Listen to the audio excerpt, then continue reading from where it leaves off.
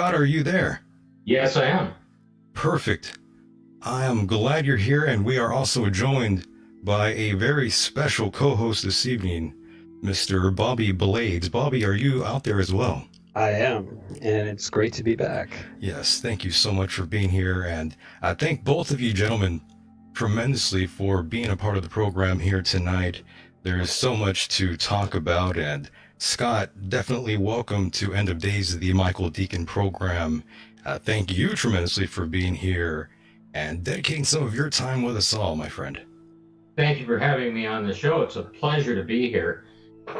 No problem, no problem. And as we get the ball rolling here tonight, let's go back to your roots a little bit, Scott. Can you tell us a little bit about yourself? Well, I'm in my 60s. I started high school in 1969, same year Apollo 11 allegedly landed on the moon. So during my high school years, the science teachers were very avid about it because the moon landings, of course, were happening at that time. They were very animate on it. They brought in all kinds of videos, the MIT videos on how the machines were built and all of that.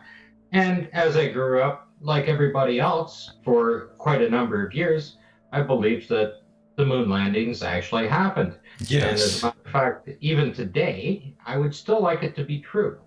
No doubt. And by the way, Scott, did you grow up in a traditional religious household? Fairly religious, yes. Do you mind me asking which religion was that? It was Presbyterian. One of my very close personal friends is the late Dr. Reverend Fred Miller. I don't know if his books are available. He had a series of seed patch thoughts were his books out of Bone Sound, Ontario. He was a very close personal friend of mine through my entire life. Very nice. And Scott, do you recall the time it was when you realized there was a lot more to the story than just the official narrative?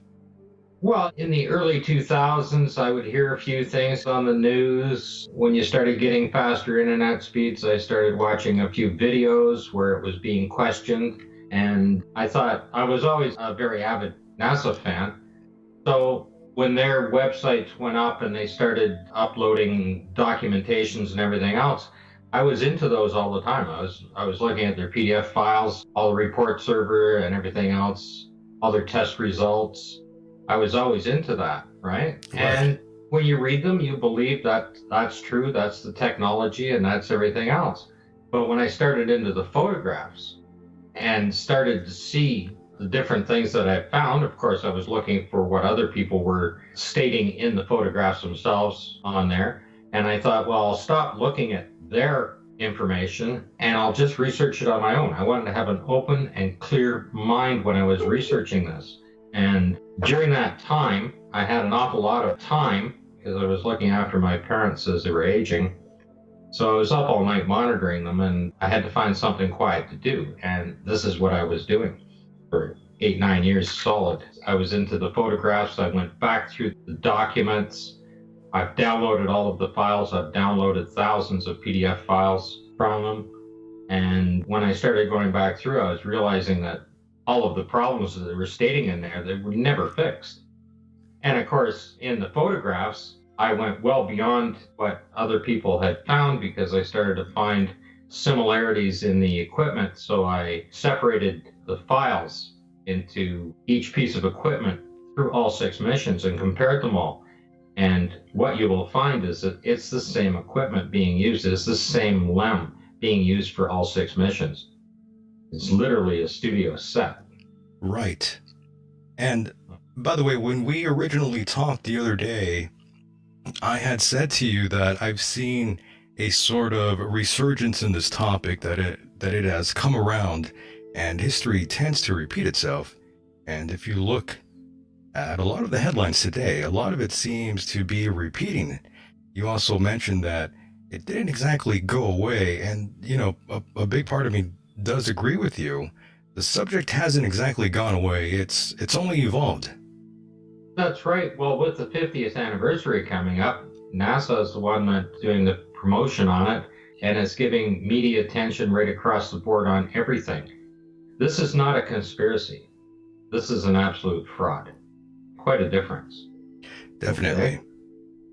And if they could prove it wrong, they could simply stand up and say, watch what we can do, and go there right now. And they simply can't do that. Yes, with all the theories that have been going around for many, many years now, it seems more recently a lot of things have garnered the attention of NASA to come out and sort of address certain issues that have been talked about. And I think a big part of that has to do with, I know some people won't like this, but the flat Earth community.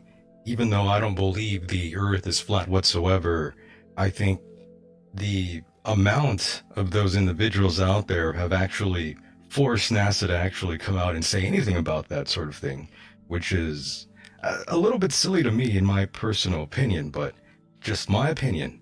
Don't get too triggered out there, those flat earthers out there who listen in. Go ahead, Scott. Well, as a matter of fact, my videos that I have put up, All on the Plane, who's a flat earther, I've seen that, yeah. does my videos for me. I look at the flat earth stuff. I have no opinion on it myself. Right. My research is in NASA and the Apollo missions, on the photographs and the documentations. They do ask some very hard questions. That's true. I'll give you that. Answer. And I would like to hear the answers of it. I'm not going to research it myself. This keeps me busy. My videos, you'll find them on Paul on the Plane. He has his own website.com website, and as well as he has them on YouTube. On YouTube, yeah. A very popular channel, Scott. He has them on BitChute as well as a backup channel. You will find them under the Faking Space series. And it's an award-winning series. He's a professional when he does the videos, and he has his own radio show on Truth Frequency Radio. Yeah, he does a great job with Yes. the show on YouTube there. I haven't heard the radio show. I wasn't even aware of that, but the show on YouTube is great. Great presentation. I do like it. Yeah, well, the videos that he does, when I'm giving him the information, he's very quick to pick up on and understand what I'm saying, and he puts them together quite well for me. Very pleased with that. Yes. And by the way, on a side note here, as we get the ball rolling, I was curious about your opinion on space tourism. Over the last couple of years, we've been hearing all sorts of different people getting involved in the business. Elon Musk, and of course, Jeff Bezos, another one. What's your take on that, Scott? Do you think that's actually a good idea? Is it actually safe? Well, they're not actually going into space. They're going above the Kármán line, which is 62 miles, which is the technical line where you're physically in space. That's what they call it. But you're not out of the Earth's atmosphere at that point. You need to be out much further than that to escape the atmosphere.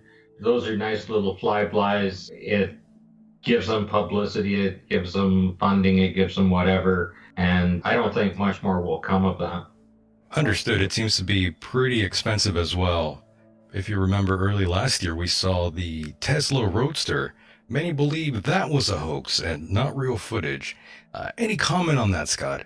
It's probably one of the best CGI films you'll ever see. I mean, I can't believe that you can't put a camera on a machine that can last more than a couple of hours without the batteries going dead. You know, like if it was a real thing, it would be giving you a continuous feed, and as it went out, it would give you actual footage of the Earth. Amazing. And none of that is there. A lot of people truly believe that was, I again, call it the CGI. first Uber to Mars. Pretty good, pretty good. And of course, I did mention another book to you, by the way, a specific book, Scott, titled Somebody Else is on the Moon by George Leonard. It's an interesting read, and you're not exactly aligned with any of that sort of perspective on extraterrestrial life on the moon. Correct, Scott? That's right. I believe that's good for the comic books. It's just too romantic, what do you say? Well, the idea that there would be alien life forms that were able to travel those great distances and only get to the moon and not come to Earth, and us not know about it, would be pretty interesting indeed. No doubt, no doubt. I can't see them just stopping there when this would be the location to come to. It seems a little like the Earth is quite a distinctive planet when it comes to its color, size, and atmosphere. Yes, and lots of individuals who have been on this program have said that there's an ET presence on the moon and huge crystal towers. It's something that has been said for many, many years, and it's still echoed throughout time. But one thing we can agree on, I'm sure, is NASA airbrushing photos. I think we could all agree on that one. Oh, absolutely. They are the largest studios in the world as far as film and videos, things like that, right? They are the largest today. I mean, when you take someone like Neil deGrasse Tyson and they bring his imagination to life and put it in those documentaries on space, right? That's all done by them. And they're fantastically done. I mean, they're beautifully done.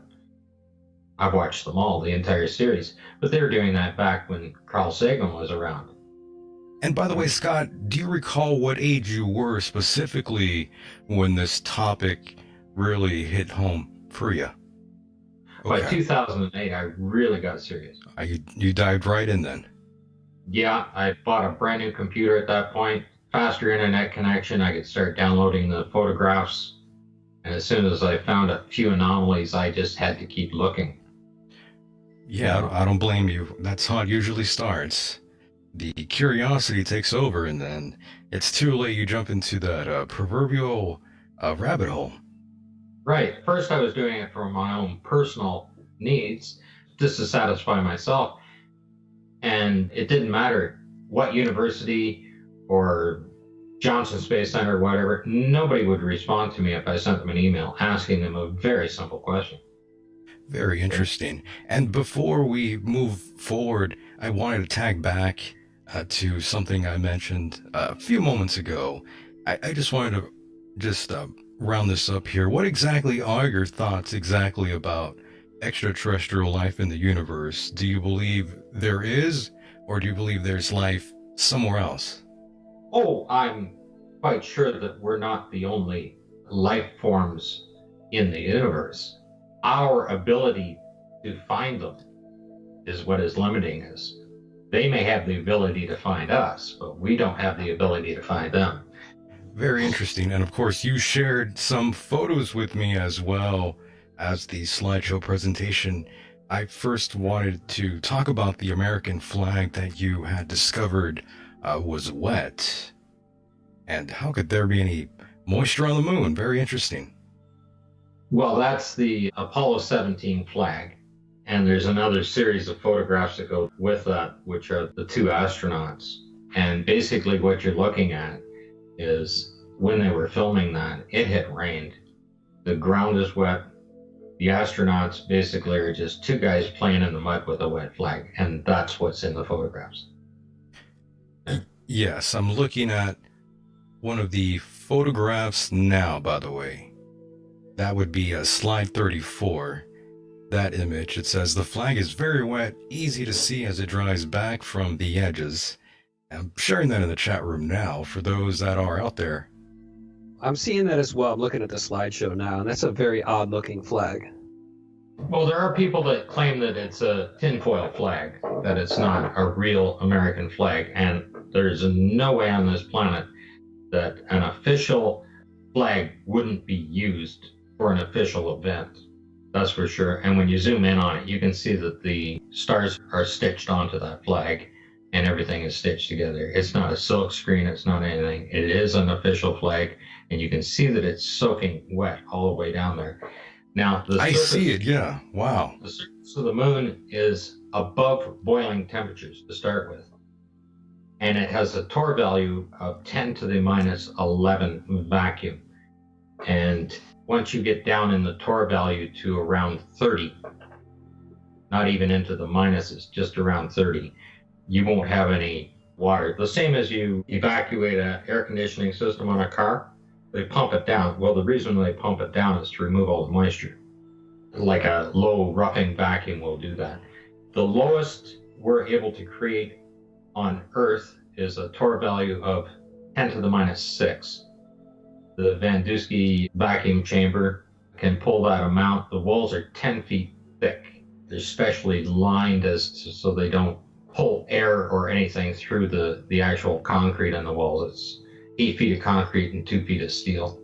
on the thing, and that can pull a torr value of 10 to the minus 6. And that's equal to 130 miles off the surface of the Earth.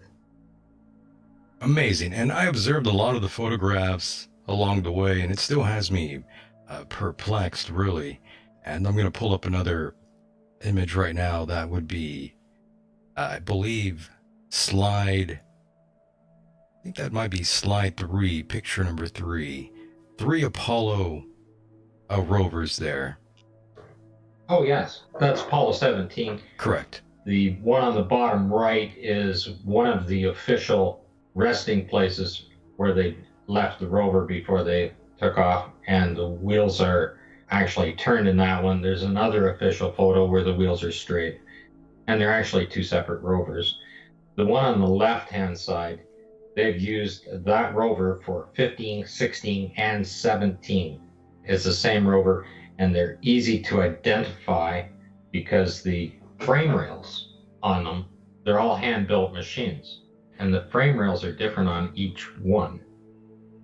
Seems like they use the same equipment.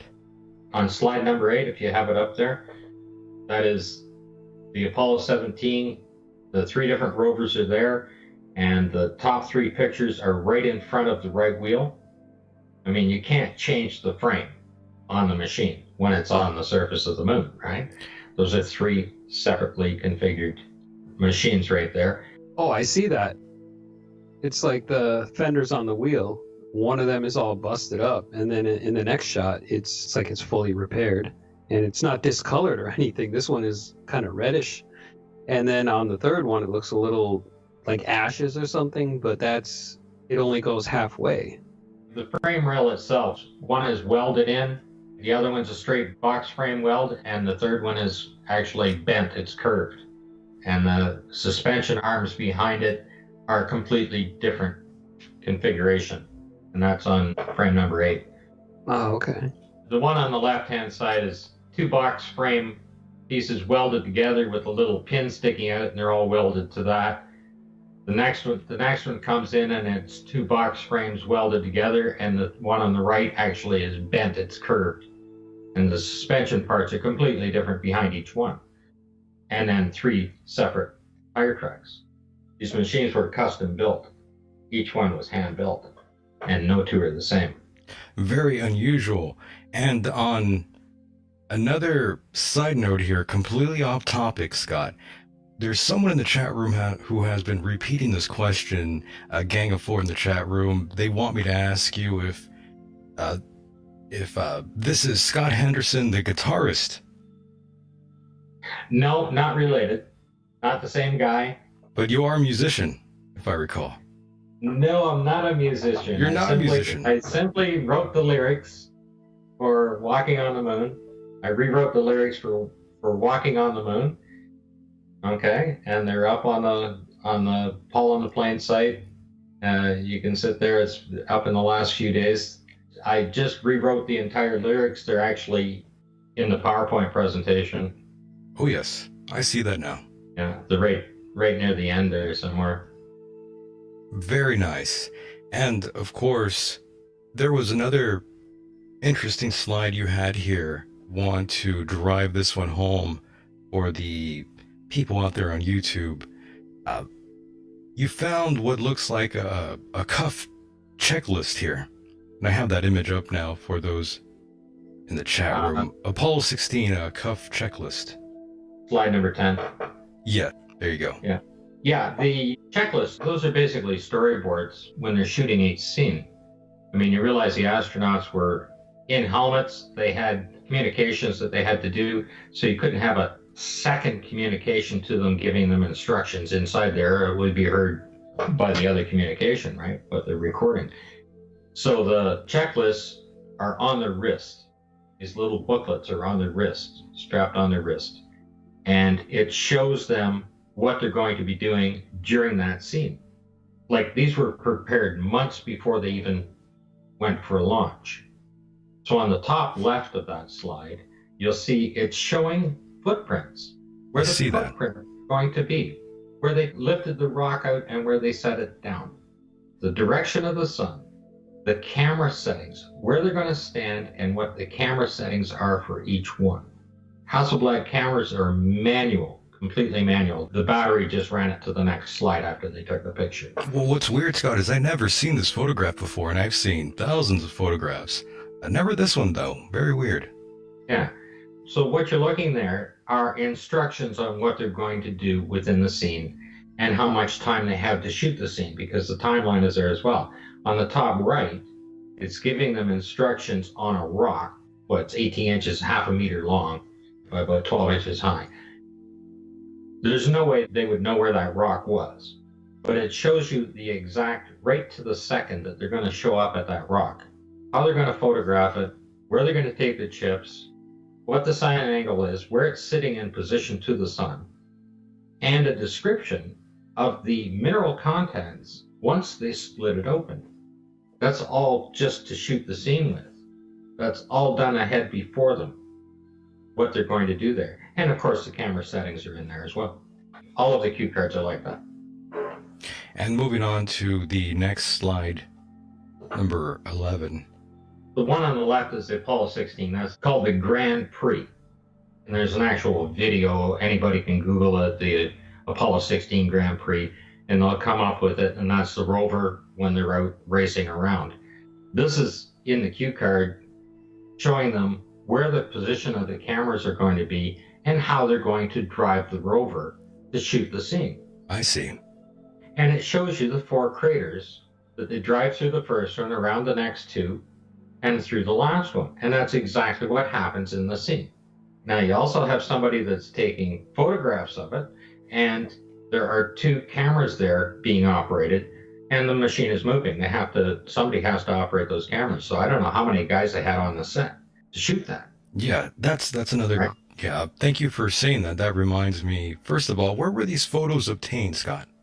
The photos are all on the NASA journal site. Uh-huh. There's a partial set of them on a site called March to the Moon, and they put them all up on Flickr.